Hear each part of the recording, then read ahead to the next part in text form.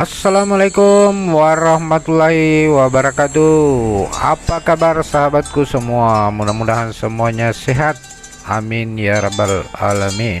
Salah seorang putra Sulawesi Selatan yang dikenal sebagai tokoh yang mendunia. Beliau ini mendapat penghargaan sebagai pahlawan nasional pada dua negara, yaitu di zaman Presiden Soeharto, beliau mendapat penganugerahan sebagai pahlawan nasional Indonesia. Selain dari itu, beliau juga mendapat penghargaan sebagai pahlawan nasional Afrika Selatan yang diberikan oleh Presiden Afrika Selatan. Beliau adalah Syekh Yusuf yang biasa disebut Tuan Ta Salamaka Rigoa, yang berarti guru yang agung dari Goa. Beliau adalah seorang ulama sufi dan pejuang. Syekh Yusuf lahir pada tanggal 3 Juli tahun 1626 yang bertepatan dengan 8 Syawal tahun 1036 Hijriah di daerah Goa, Sulawesi Selatan.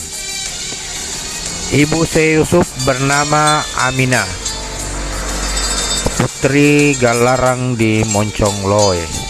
Sedangkan dalam buku Buya Hamka disebutkan bahwa ayah Syekh Yusuf bernama Abdullah, seorang yang dikenal sebagai orang suci dan konon katanya memiliki banyak karomah.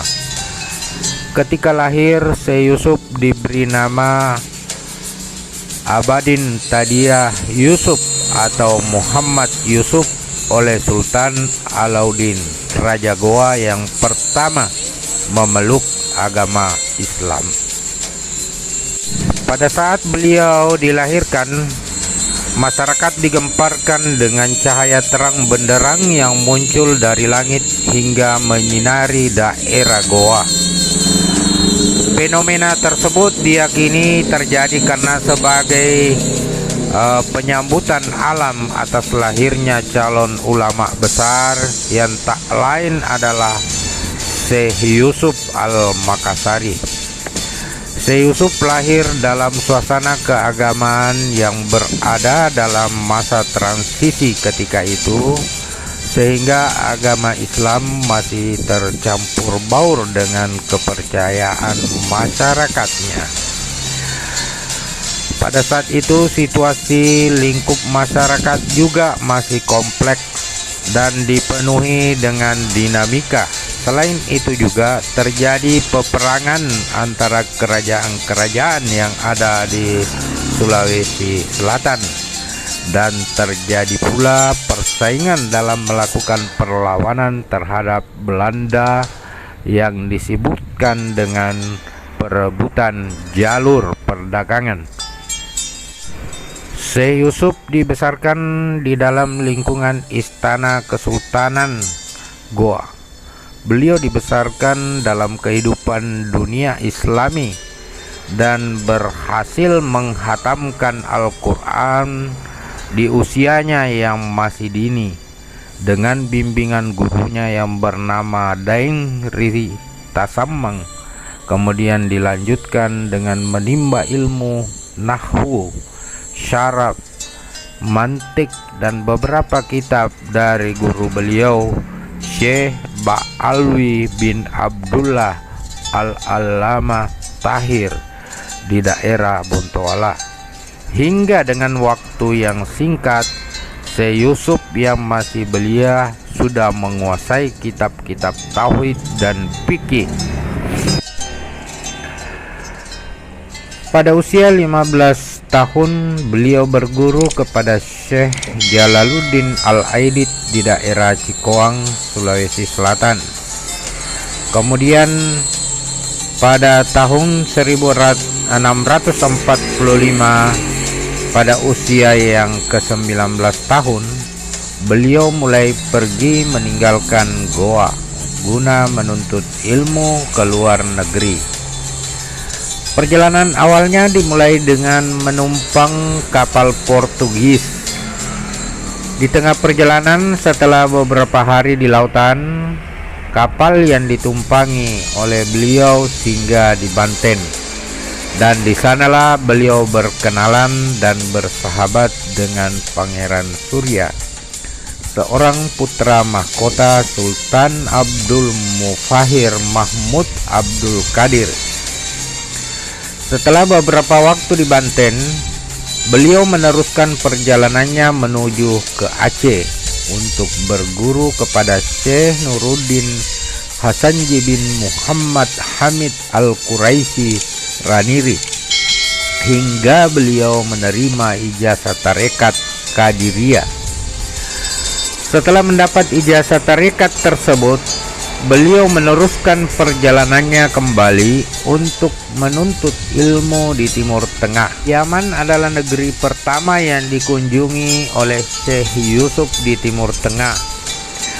Di negeri ini, beliau berguru kepada Said Syekh Abi Abdullah Muhammad Abdul Baqi bin Syekh Al-Kabir Masjid Al-Yamani Saidi Al-Naqsyabandi, hingga pada akhirnya Syekh Yusuf menerima ijazah tarekat Naqsyabandi. Selain itu, Syekh Yusuf juga berguru kepada Syekh Maulana Said Ali dan menerima satu ijazah, yaitu tarekat Al-Ba'lawiyah. Kemudian Syekh Yusuf kembali meneruskan perjalanannya menuntut ilmu ke wilayah Madinah untuk mendapatkan tarekat Sattariyah dari seorang guru yang bernama Syekh Ibrahim Hasan bin Sihabuddin Al-Kurdi Al-Kaurani. Sebelum pulang ke kampung halaman, beliau ke Damaskus untuk menemui Syekh Abu Al-Barkat Ayyub bin Ahmad bin Ayyub Al-Kalawati Al-Quraisy untuk menuntut ilmu, yang pada akhirnya beliau menerima ijazah tarekat Halawatiyah dan mendapat gelar Tajul Halawati Hidayatullah. Pada tahun 1665 Masehi, beliau kembali ke Goa dan menjadi seorang guru besar. Namun ketika itu beliau sangat kecewa dengan kondisi masyarakat di daerahnya saat itu yang mengalami banyak perubahan, terutama syariat Islam mulai banyak ditinggalkan sehingga maksiat merajalela.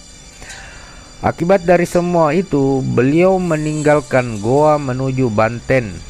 Kondisi daerah Banten saat itu pun juga mengalami banyak perubahan. Sahabatnya yang dulu, Pangeran Surya, sudah menjadi sultan yang bergelar Sultan Ageng Tirtayasa. Beliau menerima mandat untuk mendidik anak-anak para sultan dalam bidang agama Islam. Selain itu, beliau juga memiliki peran lain, yaitu sebagai guru tarikat, mufti, dan penasehat kerajaan. Beliau menulis beberapa karya terkait dengan ajaran tasawuf selama menetap di Banten. Beliau dikenal sebagai seorang sufi dan beliau juga merupakan seorang pejuang. Hal ini dibuktikan pada saat tertangkapnya Sultan Ageng Tirtayasa oleh Belanda.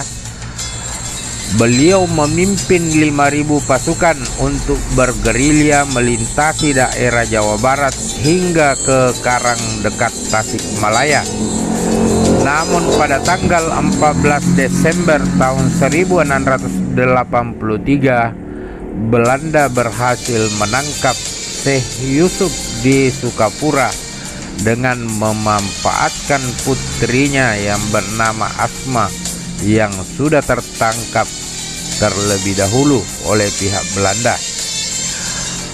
Beliau pun dimasukkan dalam penjara yang lokasinya sering berpindah-pindah dari Cirebon hingga ke Batavia.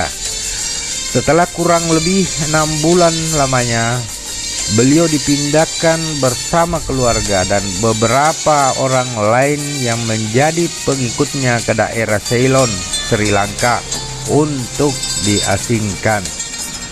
Di Sri Lanka, beliau tetap meneruskan perjuangannya untuk menyebarkan agama Islam. Di daerah ini juga beliau banyak bertemu dengan para ulama dari berbagai negara Islam. Bahkan salah satu ulama dari India juga meminta kepada beliau untuk menulis buku tentang ilmu tasawuf. Dan buku ini pun dibuat dengan judul Kafiat al-Tasawuf. Setelah 9 tahun beliau menetap di Sri Lanka. Karena kegigihan beliau dalam menyebarkan agama Islam, Belanda pun mulai mencurigainya dengan tuduhan menghasut pemberontakan rakyat. Sehingga pada akhirnya pada bulan Juli tahun 1693, Belanda memutuskan untuk mengasingkan beliau dengan beberapa pengikutnya ke tempat yang lebih jauh lagi, yaitu di Cape Town, Afrika Selatan.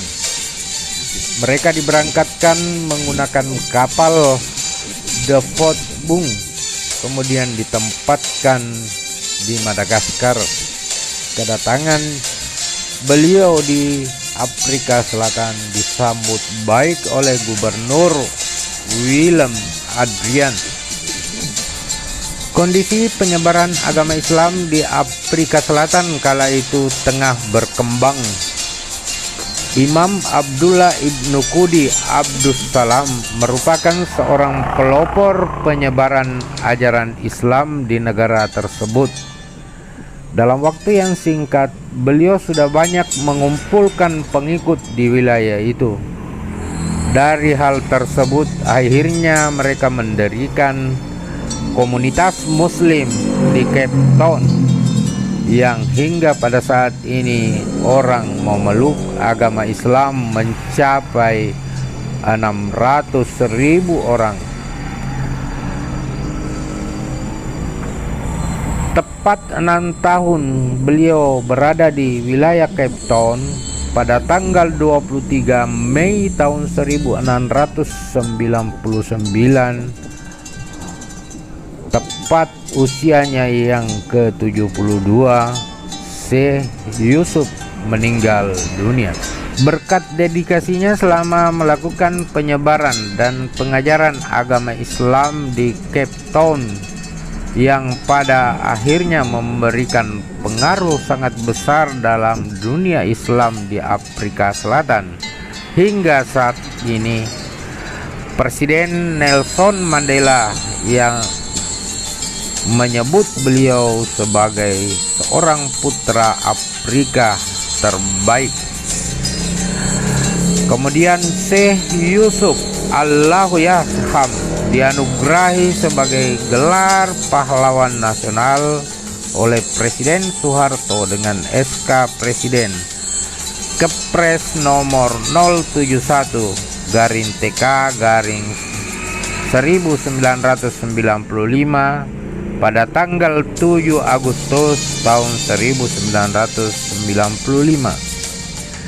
Dan pada tahun 2009 Syekh Yusuf dianugerahi penghargaan Ordo Sahabat Oliver Tambo, yaitu penghargaan sebagai pahlawan nasional Afrika Selatan oleh Presiden Afrika Selatan Thabo Mbeki kepada ahli warisnya yang disaksikan oleh Wakil Presiden Republik Indonesia waktu itu, Bapak Muhammad Yusuf Kalla di Pretoria, Afrika Selatan. Sahabatku semua, demikianlah informasi yang bisa saya bagikan terkait dengan tokoh nasional sekaligus sebagai tokoh dunia, yaitu Syekh Yusuf Al-Makassari, yang biasa juga disebut dengan Tuan Ta Salamaka. Assalamualaikum warahmatullahi wabarakatuh.